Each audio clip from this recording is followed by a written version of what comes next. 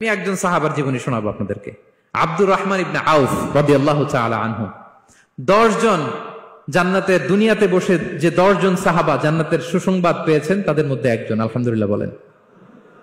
আব্দুর রহমান ইবনে আউফ রাদিয়াল্লাহু তাআলা আনহু প্রথম 8 জন মক্কায় যারা কালিমা পড়ে মুসলমান হয়েছে তাদের একজন। তার স্ট্যাটাসটাকে জেনে নেন। তো তিনি যখন মক্কা থেকে হিজরত করে মদিনায় গেলেন, মনে রাখবেন মক্কা থেকে যে সাহাবারা বাড়ি ঘর ছেড়ে হিজরত করেছে তাদেরকে বলে মহাজির, মানে হিজরতকারী সাহাবা। আর মদিনাতে যে সমস্ত সাহাবারা তাদেরকে রিসিভ করেছেন তাদেরকে বলে আল আনসার, মানে সাহায্যকারী সাহাবা।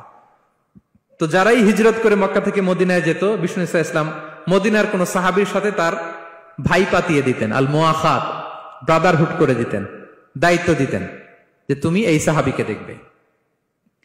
তো আব্দুর রহমান ইবনে আউফ রাদিয়াল্লাহু তাআলা আনহু যখন হিজরত করে গেলেন, তার দেখভাল করার জন্য যে সাহাবীর দায়িত্ব পড়ল তার নাম হচ্ছে সাআদ ইবনে রাবিয়া, আনসারী সাহাবী রাদিয়াল্লাহু তাআলা আনহু। বিষ্ণু বললেন, সাআদ, আব্দুর রহমান ইবনে আউফ তোমার ভাই, ভাই বানিয়ে দিলেন। কি বানিয়ে দিলেন?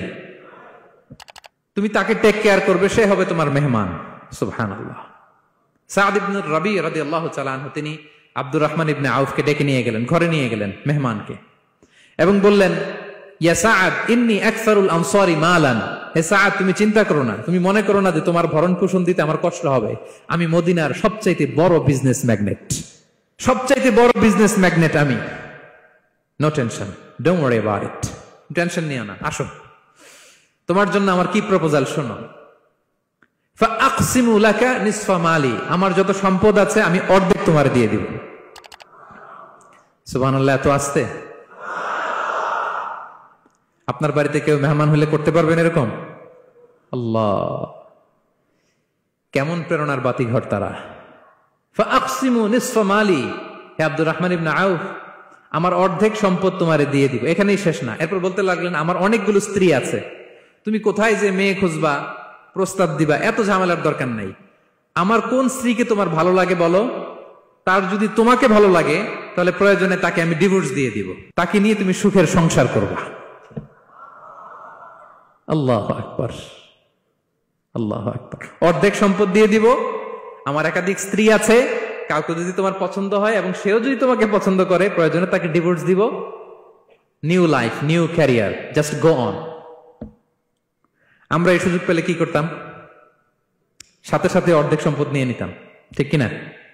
আব্দুর রহমান ইবনে আউফ প্রেরণার বাতিঘর। উনি কি করলেন? উনি বললেন, লা হাজাতা লি ফি যালিক। আমার ভাই, তুমি যে বলছো সাআদ ইবনে রবি, তুমি যে এত চমৎকার প্রপোজাল দিয়েছো, এতেই আমি খুশি। তোমার কোনো কিছুর আমার দরকার নাই। বারাকাল্লাহু লাকা ফি আহলিকা ওয়া মালিক, আল্লাহ তোমার সম্পদে বরকত দেখ, আল্লাহ তোমার পরিবারেও বরকত দেখ। তবে একটা কষ্ট করতে হবে, সেটা কি? আব্দুর রহমান ইবনে আউফ বললেন, দুল্লানি ইলা সুক, just show me the way to market. মদিনার বাজারটা কোথায় এটা একটু দেখায় দাও। আমি নতুন মানুষ, পথঘাট চিনি না। দুল্লানি ইলা সুক, just show me the way to market of Medina. মদিনার বাজারটা কোন রাস্তা একটু দেখায় দাও। আল্লাহু আকবার। সাআদ ইবনে রবি বললেন, এই তো মদিনার বাজার। উনি যে কিছু ঘি কিনলেন, পনির কিনলেন, কিনে বিক্রি করলেন, প্রফিট করলেন। ওই প্রফিট দিয়ে আরো বেশি করে কিনলেন, আবার বিক্রি করলেন, প্রফিট, আবার বিক্রি করলেন, প্রফিট। এই কেনা বেচা করতে করতে 1-2 মাসের মধ্যে উনি মদিনার one of the biggest business magnate হয়ে গেলেন। আল্লাহু আকবার। কি হাড় ভাঙ্গা পরিশ্রমই না তারা করেছেন।